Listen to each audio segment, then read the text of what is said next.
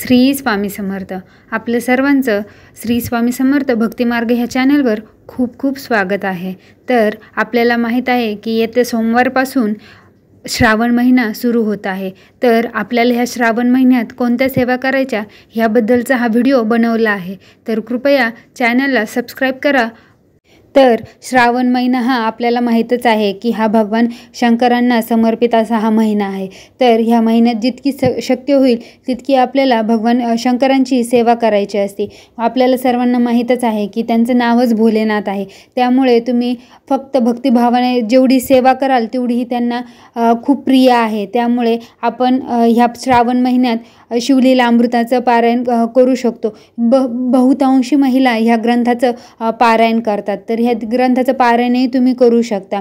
तसेच तुम्ही शिवमहिन्व स्तोत्र रोज म्हटलं तर उत्तमच, पण जर प्रत्येक सोमवारी म्हणू शकता। तसं शिवकवच, महामृत्युंजय कवच, तर ह्या सेवा महादेवाच्या केल्या तर आपल्या काय होतं, आयुष्यातील सर्व दुःख त्रास जो पण आहे तो कमी होतो। तसंच आपल्याला अकाली मृत्यूचं भय राहत नाही, म्हणून आपल्याला ह्या सर्व सेवा करायच्या असतात। तसंच हा महिना सर्वांना माहीतच आहे, खूप पवित्र महिना मानला जातो श्रावण महिना।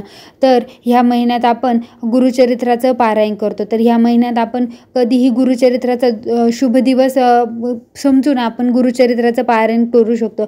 तसंच ज्या पण महिलांना 11 गुरुवारचं स्वामीचरित्राचं 11 गुरुवारचं ज्यांना व्रत घ्यायचं आहे किंवा संकल्पयुक्त करायचं आहे, तर हा महिना खरंच खूप चांगला आहे। तर तुम्ही ह्या महिन्यात स्वामीचरित्राचं पारायण किंवा 11 गुरुवारचं व्रतही करू शकता। तसेच आपल्याला ह्या श्रावण महिन्यात आपल्या कुलस्वामिनीचीही सेवा करायची आहे। तर मग त्या सेवा कोणत्या, तर तुम्ही प्रत्येक मंगळवारी आपल्या कुलदेवीच्या टाकावर किंवा फोटोवर जे पण तुमच्याकडे काय असेल कुलस्वामिनीचं, त्याच्यावर आपल्याला कुंकुमार्जन करायचं आहे। तसंच आपल्याला दुर्गा सप्तशतीचं पारायण शक्य असेल तर ह्या सर्वांना माहीतच आहे, ह्या पारायणाला अवघे 1.5 ते 2 तास लागतात। त्यामुळे तुम्हाला शक्य असेल तर मंगळवारी तुम्ही कुलदेवीची आपली सेवाही करू शकता। तसेच तुम्ही ह्या महिन्यामध्ये आपलं जे नवनाथ भक्तिसार आहे, जे आपल्या केंद्रामध्ये ते ग्रंथ भेटतो, तर ते महिलाही करू शकतात। तुम्हाला सर्वांना माहीतच असेल, तर तो ग्रंथ महिलांनी वाचला तरी चालतो। तर तुम्ही त्याचंही पारायण करू शकता 7 दिवसाचं किंवा 11 दिवसाचं, जसं तुम्हाला वेळेनुसार तुम्ही ते पारायणही करू शकता। तसंच मी सांगेन की सेवा ठीक आहे, सेवा तर करायची आहेच, पण आपल्याला स्वामींचं नामस्मरण हे करायचं आहे। तर आपल्याला शक्य होईल तितकं प्रत्येक काम करताना मी तर म्हणत असते तुम्ही नेहमीच नामस्मरण करा, पण श्रावण महिन्यातही आपल्याला सर्वांना नामस्मरण करायचं आहे। सर्वांनी कंटिन्यू श्री स्वामी समर्थ, श्री स्वामी समर्थ कुठलंही काम करताना स्वामींचं नामस्मरण करत राहायचं आहे।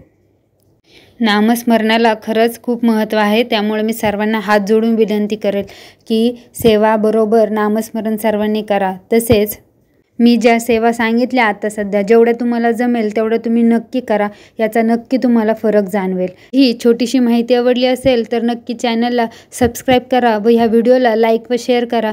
तसेच ही छोटीशी माहिती स्वामींचरणी अर्पण करते, हा व्हिडिओ येथे पूर्ण करते। श्री स्वामी समर्थ।